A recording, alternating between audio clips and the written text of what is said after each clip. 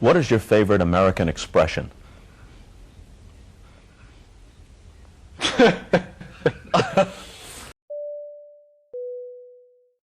What's going on, guys? So I want to talk about the secret weapon that is available to a lot of men that are going overseas.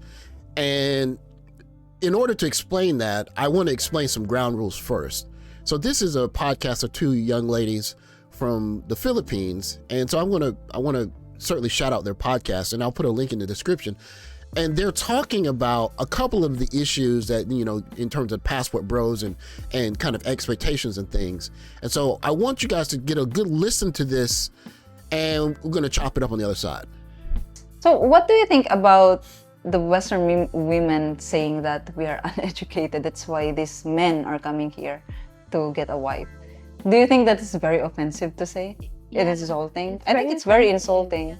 Yeah, right? Because here we have education. Yeah, we have education. We have a lot of women are finishing their degrees and working, because, you know, here in the Philippines, just being a cashier, you are required to have a degree. Yeah. Right? At least 4 years. Yeah, Second year college. I mean, it's so difficult to find a job here if you don't have a degree. So yeah, so one other thing. Okay, so I want to just quickly make this point. You guys, you really should not underestimate the intelligence of the people around you. I really hope that little part of the American arrogance that's in us, we think that we just have everything figured out.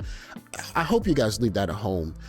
If you're on a train talking loud, especially in English or something like that, just don't assume that you're the only person on that train that's speaking English, because you'll look like an idiot. I'll be honest with you. If most people, period, in Asia, if they're coming from a family that has at least a little bit of money, those kids are going to school. And if those kids are going to school in Asia, they're learning English.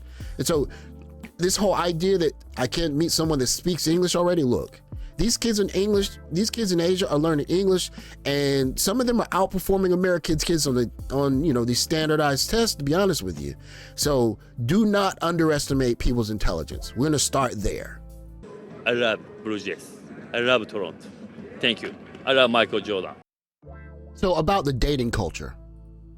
A degree. So yeah, so one other thing is, I always say to my viewers about this, about the passport bros. Coming here, like dear passport bros, if you come here to the Philippines and find a lifetime partner, a wife, then I think you should adapt with our dating culture and not bring your dating culture here in the Philippines, because that is number one problem why you are having a hard time with Western women, because in the first place they think you guys are just sleeping around. So if you are going to take that dating culture here in the Philippines, then you are also going to scare the Filipinos. Okay, so I want to make a quick point here, because I think you're going to run into a lot of different culture shocks. But one of the culture shocks, probably one of the biggest ones, is that this idea of this hypersexual society is not the way that people do it everywhere, especially when you move up in class. Now listen, I'm not saying that moving up in class, you're meeting people that are more prudish and they're not more, you know, sexually reserved, because every culture has their way of doing things behind the scenes.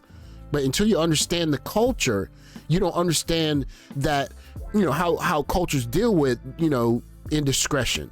And so you should at least take time to understand where you are, so you don't kind of end up as a bull in a china shop, trying to be hyper masculine, hyper coming on to guys, trying to use American game in a situation where it's simply out of place. There's a question over here. Are you from? Are you from? Where am I from? Yeah. Now, this is the most important clip, so I'm going to play it for you, and then I want to explain to you what the secret weapon is right after this.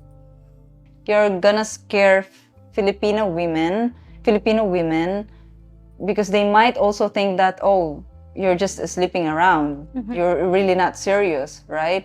And because our Have fun. yeah, you just want to have fun, which is a lot of men really do it here. I mean, a lot of Western men really do it here.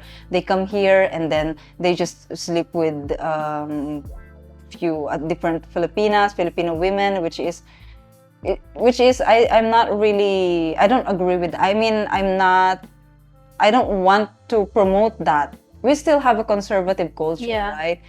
There are a lot of women here who are still conservative, and I don't advise men who come here and do that. Yeah, and Okay, so this is really important. Is this really important? I would make sure I can show you both of them. What's really important about what she's saying here is that when I talk about reading the tea leaves, if you come off right in the beginning, like I'm here because I'm looking for whatever, you're going to get attracted to the areas where you can get that easily. And that's not the place where you're going to find a wife. If you want to find a wife, you're going to have to get a feel for the class structure, for, you know, the kinds of people that are around you, where the kinds of women that you're looking for kind of meet up at. And, you know, you're going to get a feel for the lay of the land. And that there's a secret weapon that can help you cut through all of that. Where am I from? Yeah. I'm Japan. Good English. Thank you. So this secret weapon, huh?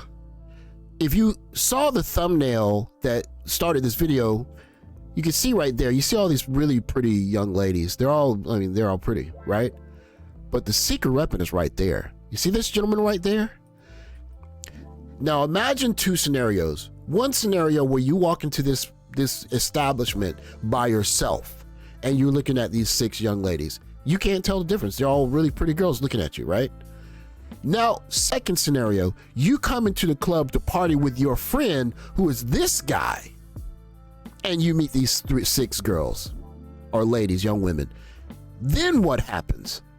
Then you're looking at a totally different situation, because that young man can tell you information about how they're dressed, how often they come to certain bars. Do they have an accent or that signifies that they're higher class or college educated? Stuff like that. Do they frequent bars or establishments that you know are focused primarily on foreigners, meeting foreigners? You get a hold of some information like that, you can quickly distinguish the difference between someone that deserves, you know, fun for the night attention and someone that deserves, you know, potential courting attention. I'm gonna say it again because it's so important. The friendships you make with guys are gonna make all of the difference. You're gonna make some of the best friends of your lives in these countries, and they're not gonna be women, they're gonna be men. Guys that are interested in American culture, guys that just want to have a good time, guys that are just funny, charismatic. And you're a foreigner guy and you're here and you're not trying to, you know, be with every woman that's walking around. You're actually here interested in the country and you have interest in our culture and stuff. I will teach you the culture, and if you show some level of character, I'll help you find a wonderful wife. So if you're traveling thinking like I want to run through chicks, like that's what I told you earlier, that's that American hypersexualized culture that will actually turn some people off. Imagine a scenario where you've built up a friendship with someone and you meet someone that is of wife quality, and you talk to that person as if they're a cheap pickup or a party girl. You will lose the girl at a wife level relationship, and you'll lose a good friend. So you gotta understand the difference between those two levels of attention and kind of get away from some of that hypersexuality. What are we gonna do? Let's kick their ass. Let's kick their ass. So remember, guys, meet guys, befriend guys, and create some lasting relationships, not just so that you can meet girls, but so you can understand the culture better, have a better overall experience, and meet new friends. You're gonna meet some really cool people overseas. Keep that in mind. Until the next video, please like, subscribe, and comment down below, and I'll catch you in the next video. Take care, guys.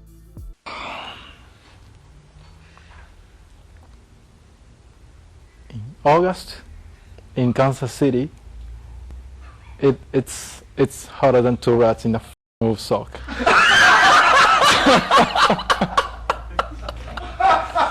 That's my favorite. I have a bad teammate.